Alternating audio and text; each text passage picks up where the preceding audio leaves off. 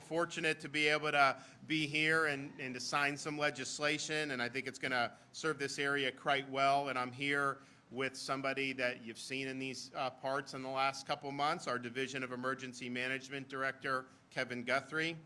We also have the President of the Florida Senate and the Speaker of the Florida House, Kathleen Passidomo and Paul Renner, are with us here today. We've got a number of other legislators, including the Senator from Lee County, John Martin, Representatives Leak, Grant, Persons Malika, Gia Lombardo, Rommel, and Botana. I want to thank them for their hard work. And then we have Congressman Byron Donalds is joining us. And then we have Tammy Drake, who's a bartender from Snug Harbor Restaurant here in Fort Myers Beach. So today,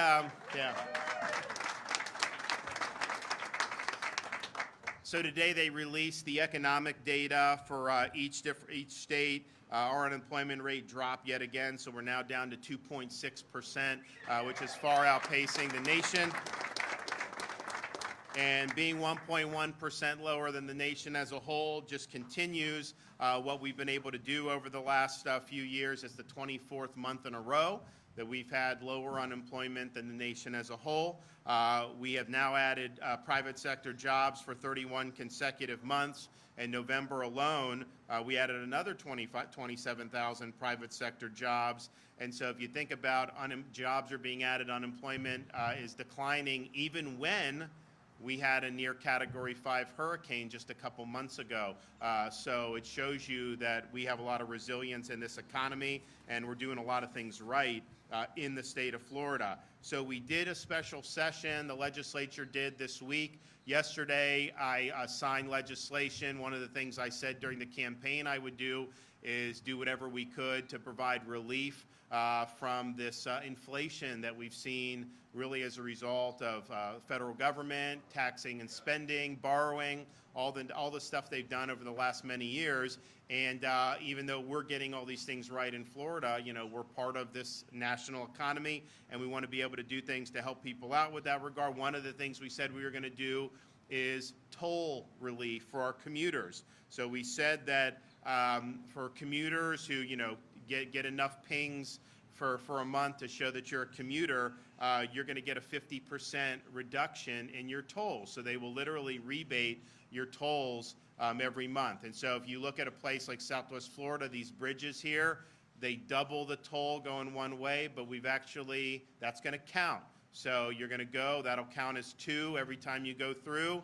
And so if you hit, I think it's 35 total, so if you do 17 in here, then you will qualify and you will get a rebate of 50% of your total bill each and every month. And so we have people that are paying hundreds of dollars a month in tolls throughout the state of Florida. And so they're going to be getting, you're going to have some people that are going to get $1,000, $1,500, maybe even more in terms of toll relief. It's going to be $500 million in relief, and it's starting January 1st. We wanted to get it while people needed it. Normally, you do the legislative session in the spring. Things take effect July of that year. But here, we were saying if we could do it in the special session, then you'll be able to get that on the books for January 1st, and you can start doing the rebates. And so we have it on the books. So we made a promise that we would do that just a couple months ago, and we've already delivered on that promise, and we're happy to do that. We also said that we understood in the aftermath of Hurricane Ian, yes, you know, when people really focus on it, like the cone, the storm coming, all that stuff, and it's important, of course. I mean, you saw, you know, we had, I think, 42,000 linemen stationed, pre-staged.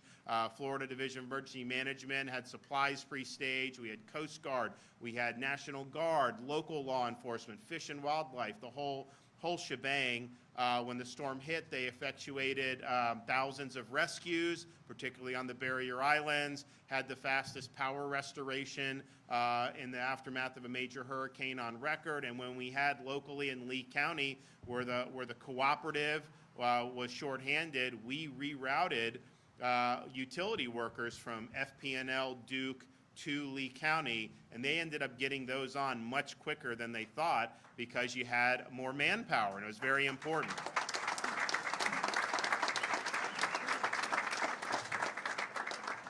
And then we understood that we needed the infrastructure to be as strong and as resilient as possible.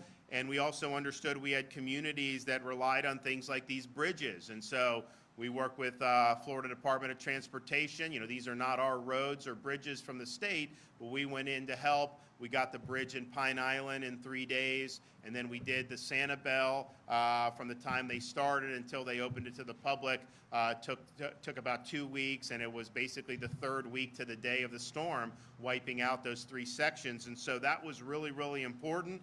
If you didn't have that, a lot of people said even now you wouldn't have been connected to the islands with that. And so we didn't want to do that. So we wanted to do, it's made it really, really good to be able to get the utility trucks, everything that needed to get over there, people just being able to get to their property. It's made things a lot better. You know, there's you know, like a Sanibel, you know, you have the debris, you know, they'll pick up the debris, and then like the debris, more people put, because there's a lot. And so there's a lot that needs to be done, but I can only imagine how difficult that would have been if it took 4 to 6 months to be able to get out there on ground transportation. So all those things are very important, but I always said throughout the whole time, you know, these recoveries from major storms are really marathons. There's things that you need in those first 24, 48, 72 hours, then maybe the next weeks, but then you look and there's things that need to get done over a longer period of time. And so one of the things that we did in this special session, the legislature was able to do a really strong hurricane relief package to be able to assist the areas further beyond what we've already done with not only Hurricane Ian, but even Nicole, which was not as significant in terms of strength. But what happened is it hit the east coast of Florida in places that had already been hit by Ian, and so it didn't take much to do some significant damage over there as well. So this disaster relief bill is going to do a number of things. First, I think people remember I came out a couple months ago, suspended the property tax for people whose homes were destroyed. I could not, by my executive power, rebate it. We needed the legislature to come in, and so they have done that. They have provided that permanent property tax relief for residential property that has been rendered uninhabitable due to these hurricanes. And so here in Lee County, you know, you think median property tax, $2,200. You know, this is going to make a big difference for people. You don't want to get hit with a tax bill right after getting hit with a major hurricane. So that is now, will be in the books here in a minute. The bill also appropriates $750 million to support ongoing efforts, including $350 million to support the entire portion of local government's match for FEMA public assistance. So what happens is when you do these things, FEMA will, they did 100% reimbursement for a certain period of time. Then when you go beyond whatever they're willing to do there, they do 75-25, but this storm reaches a threshold, it'll be 90-10. So what that means is FEMA will reimburse 90%, then the 10% is split between the state government and the local government. So 5% of the cost for the state, 5% for the local government. So what we're doing with the $350 million is basically having the state pay the local government's 5%. So you can worry more about doing things that you have to do.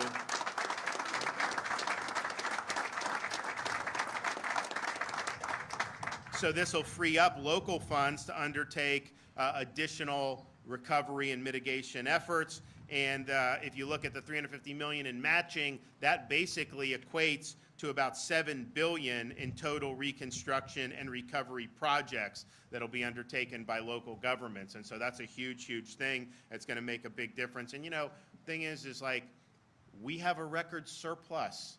So I'm going to use it to be able to help in these situations. And so I'm not sitting there begging for other people to do our jobs for them. We'll step up and take responsibility to help in any way we can. So that's really a significant support. I don't know that we've ever done anything quite like this in prior hurricanes where the state is really leading. It's usually they beg the federal government to do everything. You know, we haven't just sat back and wait for the federal government. You know, we're very active and we lead on our own, and so we're happy to do that. We also are, the legislature is appropriating $150 million to Florida's Department of Environmental Protection to support local beach renourishment and projects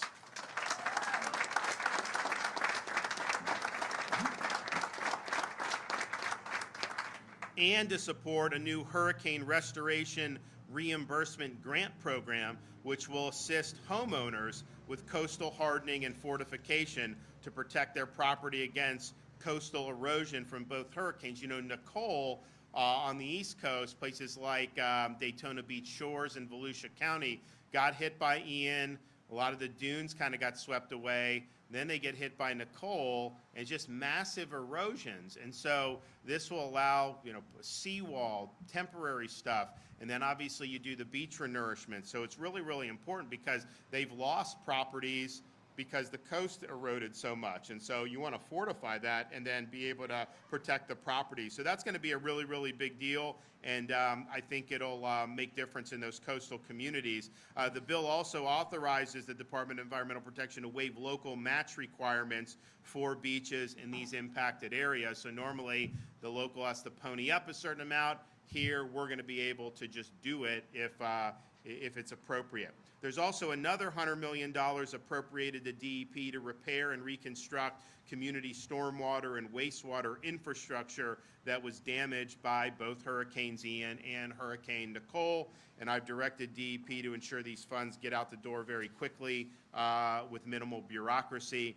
And then final $150 million of this package, continue our efforts to support homeowners and renters impacted by the storm through the Hurricane Housing Program and Rental Recovery Loan Program. This will give additional resources to help people as we await efforts from Washington to get on their feet. So we have a number of things that you do with this. One of the things, like we did the program for deductible assistance. I think that money's gone, right? Has it been used? I believe so, sir. So they're going to be able to replenish that, you know, because some people have insurance claims, they can't afford the deductible. This could help with that. It's also helping with other types of affordable housing and property. But one of the issues that we have been dealing with is FEMA does this housing program. Kevin didn't want to necessarily have to wait on that, so we launched our own state program, which is really the first of its kind. And up until this point, Kevin's been waiting for FEMA to waive restrictions on the placement of travel trailers in certain flood zone areas, and that's slowed down the ability to get travel trailers to folks who need it on their own property. And here's the thing. It's one thing. The repairs are going to be done by next hurricane season. It doesn't matter right now to put a trailer in a flood zone given the season that we're in. I understand why you wouldn't do that in August, but we're in a situation now where it's going to help a lot of people to be able to repair their property and to get back on their feet. And so today I'm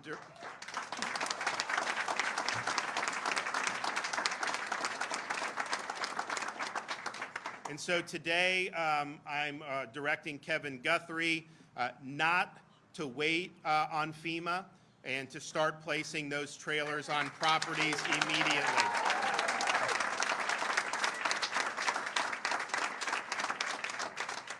So we're happy with the package. I think this is a lot of great stuff. Obviously, as we get into the regular legislative session, we're going to be doing stuff additional if need be.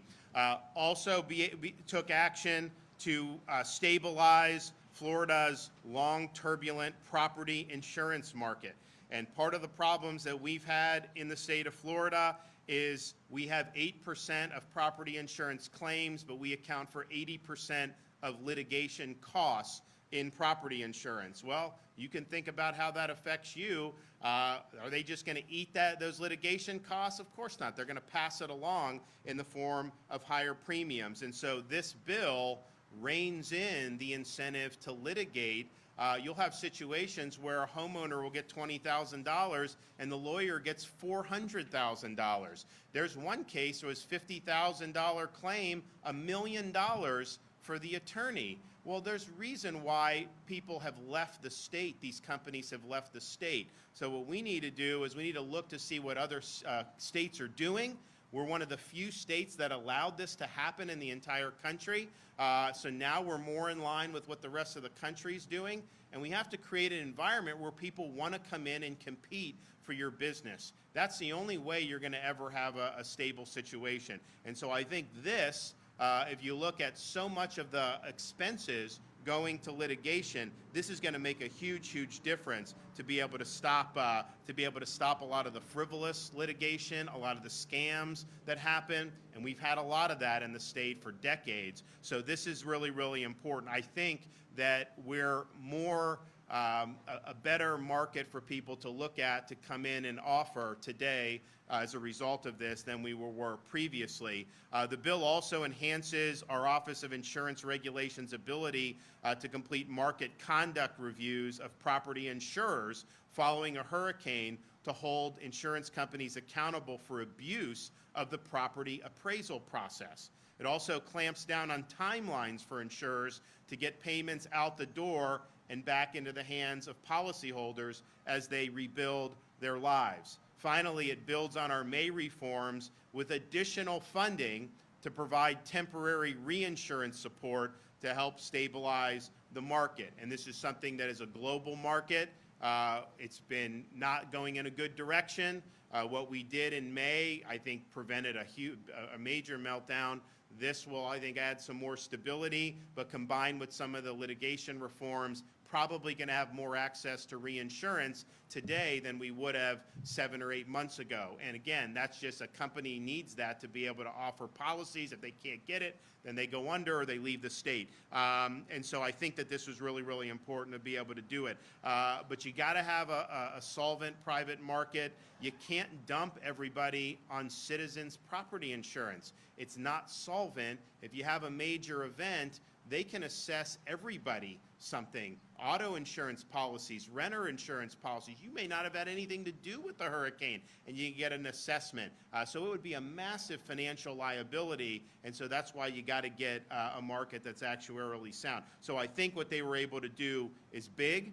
You know, we may have to come back in March. There may be more to do, and we want to do it. We understand it's a difficult issue. We want to continue working until we get it in as great a shape as possible. So I will be signing that momentarily, and then we already signed the tolls yesterday. So very productive week, and we've got much more to do in the not-too-distant future. So I'm going to let some folks come up. So we're going to hear from Kevin Guthrie, Senator Pasadomo, Speaker Renner, and then we're going to hear from Tammy. So, Kevin.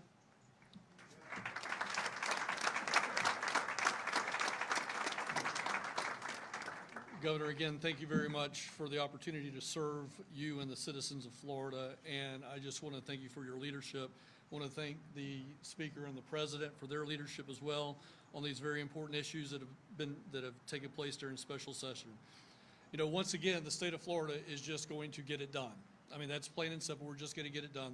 The governor talked to us yesterday and said, hey, look, I want to get these trailers down. I want people to get back on the road to recovery. I said, sir, we can do it. I don't know if we're going to get reimbursed or not. And he says, I don't care. They're going to get it done. So we're going to get it done.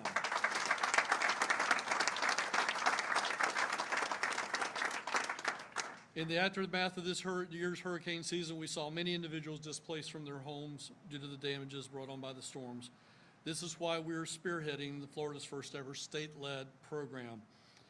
If you're in need of the housing that we're talking about, which is a 6-month non-congregate temporary shelter, also known as a travel trailer, inrecovery.fl.gov. Again, go to inrecovery.fl.gov and please register so that we know that you're in need of assistance. The bills passed during this special session will go even further by providing tax relief to homeowners of destroyed homes, additional housing assistance for displaced Floridians, funding to help local governments apply for and secure FEMA grants, as well as funding to reconstruct impacted beaches and water infrastructure. All of this is due to the leadership that you see directly behind me. Again, Governor, thank you very much for your leadership. Speaker, President, thank you so much for your leadership as well.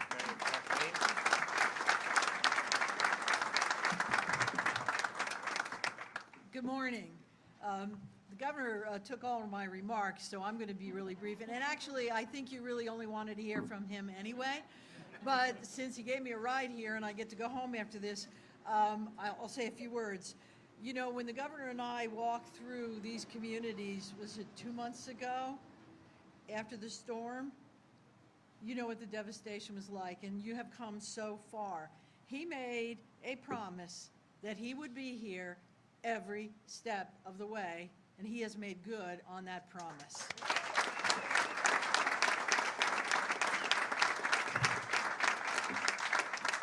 So what I was going to say is talk about the bills that we worked on, but instead of doing that, I just want to mention a few things. This is government at its best.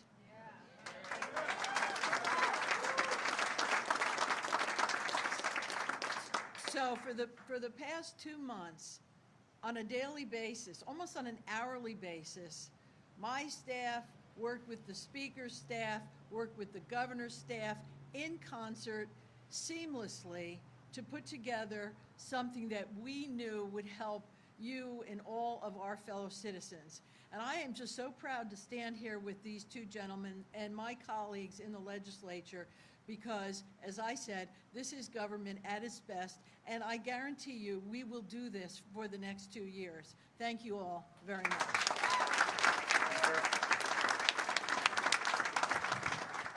You know, I think people get frustrated looking at the federal government. They're fighting with each other, and they're always talking about problems, but never solving them. In Florida, with our legislature and America's greatest governor, we solve problems.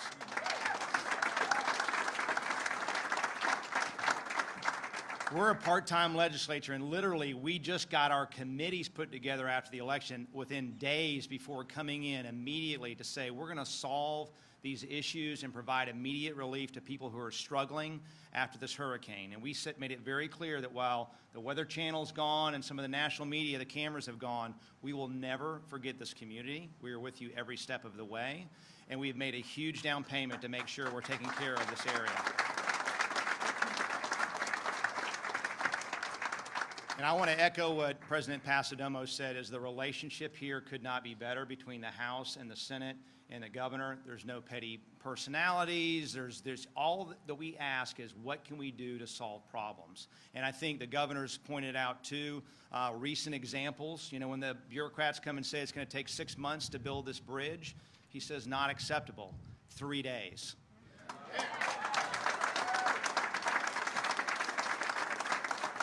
Or when FEMA and the federal government says, well, this is the way we do it. No, no, no. We're going to do it the way our citizens need it to be done and get it done. And that's what we've seen.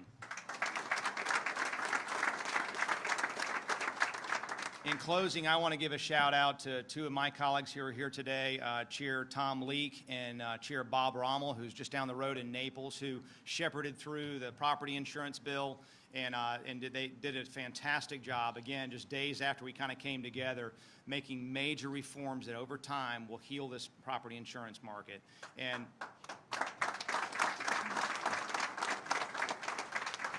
also want you to know that good is not good enough. We're gonna go to great. And so we also have formed a select committee on hurricane resiliency and recovery, chaired by our Majority Leader, Leader Grant, who is just down the road in Charlotte County.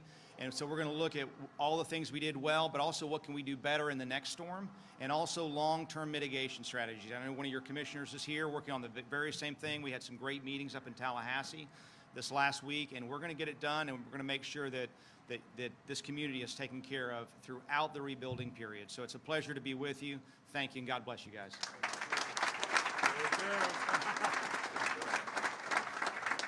Good morning. Thank you, Governor DeSantis, for inviting me to tell my story today. Although I am quite stage fright, I couldn't pass on the opportunity to be a voice for so many families like my own that were affected by Ian. My name is Tammy Drake.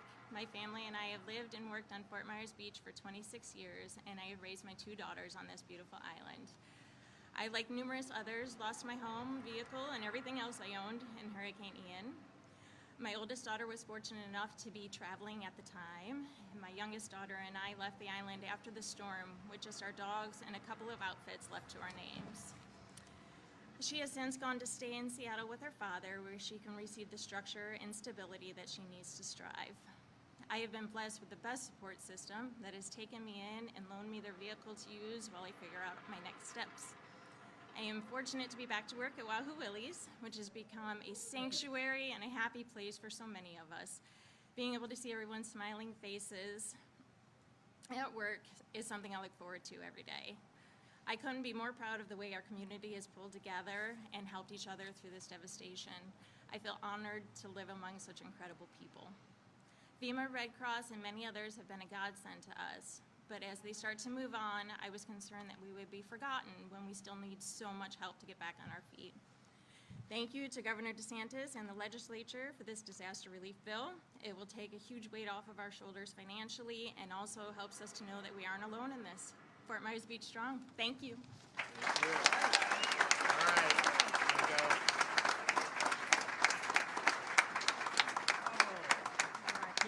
All right. Come on, Paul, we gotta watch the, Is today the 16th?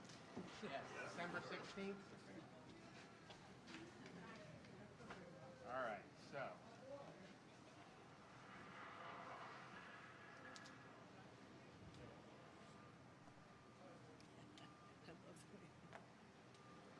it's good to have a long name. 16th.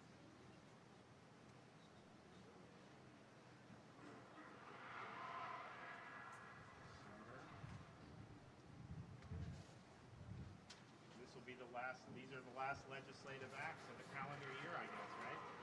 Yeah. We can only hope. You never know. Oh, I have a surprise for you guys. We talked about it in the car. Oh. Away.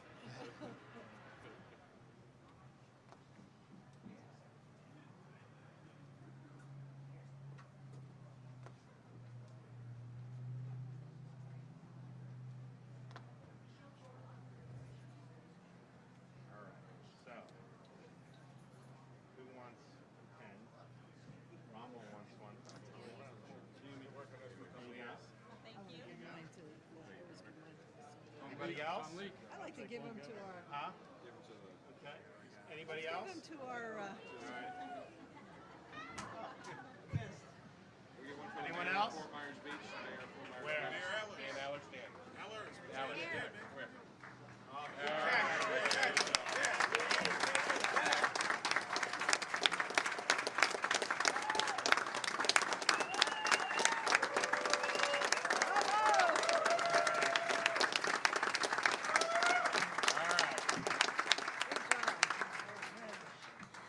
And also, just what the legislature did is great for the disaster relief. We've also, I think, through the First Lady's efforts, I think they've raised over $60 million for the Florida Disaster Fund. So that's great. You know, we did millions of dollars to help first responders, teachers, a bunch of stuff.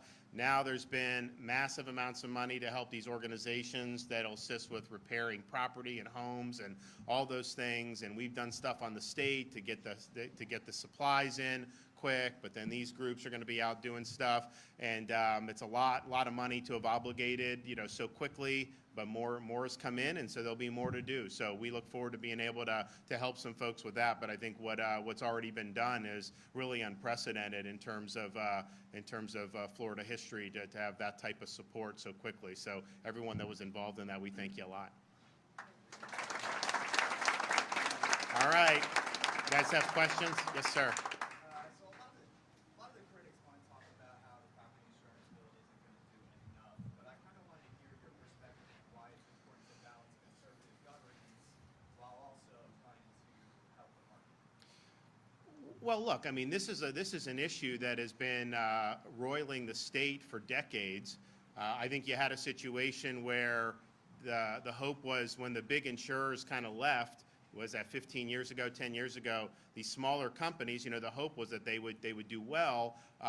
Irma came and the claims just kept happening, a lot of litigation, and so you had really significant turmoil that developed, not in the immediate aftermath of Irma, but 2-3 years down the line. And so it's been challenging, you know, with that situation. What is the root cause of that? And I think most people that look at it honestly will say, you know, that Florida's burdens of litigation and the attorneys making so much money is different than what most other states are doing, and it caused massive amounts of increases in the pressure and the cost of this. So this bill does address that. It puts it in a, I think, more sustainable posture, because at the end of the day, and there's consumer protections, there's a bunch of stuff in there, but really at the end of the day, the best thing for a consumer is that if you can go out and make people compete for your business, if they have to do that, then they're going to give you better customer service. They're going to give you better rates. They're going to do all that. And I think because so many companies have kind of been pushed out of Florida over the last generation, you're basically stuck with maybe one option. Well, then they have no incentive to offer you competitive rates and no incentive to even do a good job on the customer service. And so between what they've done on the legislative reforms and then what we've done to provide the reinsurance stuff, that's a much different situation than we were looking at previously. And so I think it's been huge. There's going to be more to do along the way, but I can tell you if a company is going to be more interested in going to Florida today than they would have been 4 or 5 years ago. That's just the reality based on what we've been able to do. And then once you get that, and there's more predictability in the market, there's more stability. I mean, I think Floridians understand, if you live on the coast in Florida, your risk is going to be a little bit different than it may be in some other parts of the country. I think people understand that, and I don't think they are demanding or think it's realistic that their rates are going to be lower than some place that doesn't have perils. I think the issue with us is just the turmoil that you've seen. Companies will go out, they'll leave the state, they'll go out of business. Rates will all of a sudden spike even more and all that, and it's just been bad feedback. So this is bringing stability to it. We'll be back in regular session and see, because what's happening is you're going to have all these reinsurers are going to be making these decisions now about how much capital to put in different parts of the world, but in the country. And I can tell you, had the legislature not done this, the chance of them not wanting to come to Florida at all was much higher than having done this. And so I think we'll see how that plays out over the next few months, and then we'll have time to be able to do more going forward. But just understand, Florida's property insurance market was very good for lawyers, very good. It's made a lot of people very, very rich. But the question is that in your best interest to have a situation like that? And I don't think it is. Yes.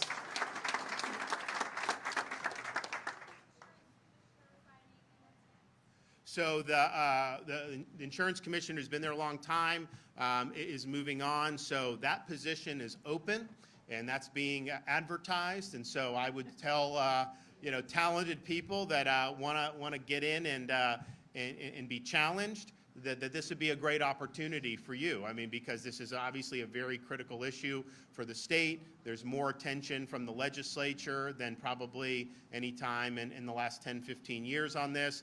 So it's an opportunity, I think, to do well. So we welcome any talented folks to throw their hat in the ring. And if we get some good applications very quickly, we would like to move and get somebody in place. I've been going through since the election. It's been, a lot of it is more just in the office. I'm not actually, out kind of broadcasting everything. But, we are still doing a transition in my administration.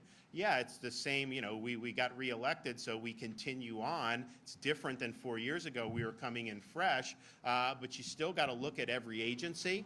There's some folks that from the beginning told me, I'm only going to do 4 years. And so we knew that. So we've been able to keep on a lot of good people. We're keeping Kevin Guthrie on, who's done a great job. So we want to continue that. We're keeping people on like our Surgeon General, Joe Latipo, is staying on. There's going to be some others. Insurance is one, and that's a cabinet, so it's not just the executive. So that's one. ACA, Agency for Healthcare Administration. We're going to be looking for candidates for that one. Of course, Dane Eagle from down here in Southwest Florida is moving on as the Secretary of the Department of Economic Opportunity. We anticipated that. This kind of end of the year, it's kind of a deadline for people in some of these positions because there's different things that are changing with the law and what you can do in the future. So we knew that would potentially be a pressure point. So we're going to be looking to do some stuff there. But fortunately, DEM, health, we're going to continue our DCF secretary's done a great job. We're going to continue to do corrections. Florida Department of Law Enforcement. So we've got a lot of continuity, but then we'll also be making some changes for folks who are, basically just moving on to the next challenge and kind of the normal course of events. But I can tell you this, when you have momentum and you're going in a good direction, it's a lot easier to kind of keep that going than when you're starting from scratch. And we started from scratch 4 years ago, had to create an administration, and we've been able to, I think, attract a lot of really, really good people. And people who, when you're in these positions, these are folks that are really dedicated to the cause. And it's important because, you can have great policy, can have a great vision, but you got to have people there that believe in it and are going to implement it and not try to undermine it or undercut it. And so we've had great buy-in, and we've had a lot of people that have really put the mission first. And I think that's part of the reason, we've been so successful. I mean, I can sit here and do the press conferences, and I'll get more cameras than some of the other people who work in state government. But, if I had to build the bridge by myself without having people who were willing to get in there and heed our directives and really work hard to implement our vision, it wouldn't have happened as quickly as that. So all that's very, very important, and I think we've created a very positive culture of a can-do spirit and just get things done.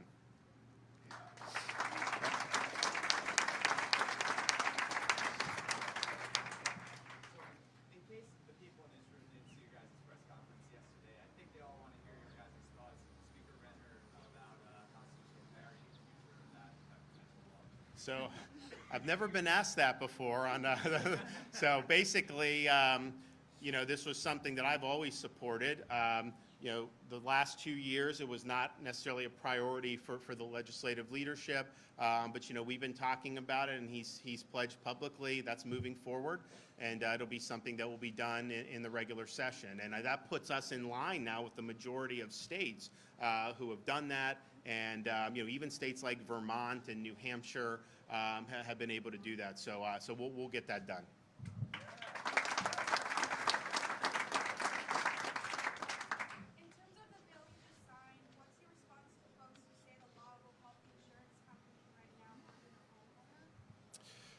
So it's not a question about helping the insurance company. What it's about is creating a market where people are going to want to do business in Florida at all. And we're in a situation where we've seen companies leave Florida. We've seen them limit their exposure to Florida.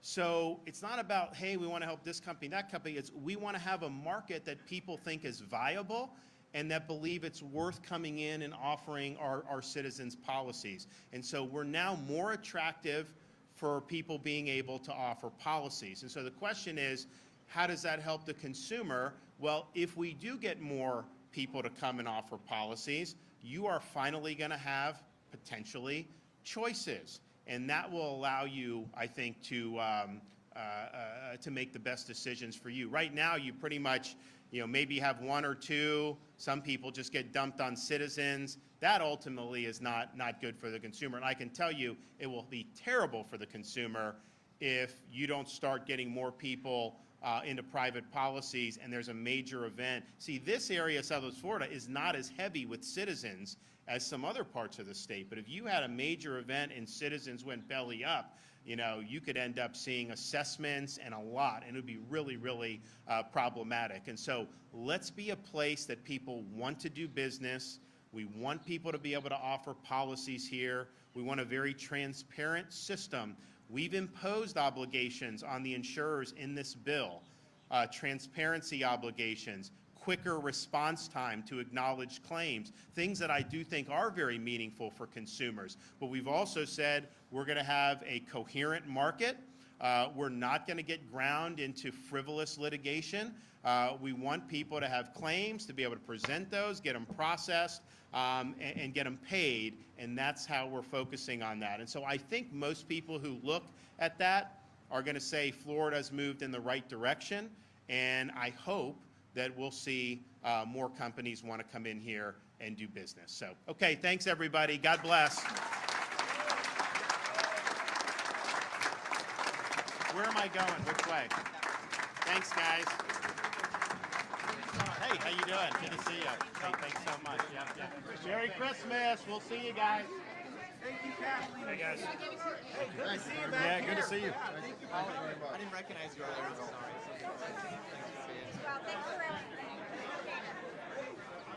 How are you, sir?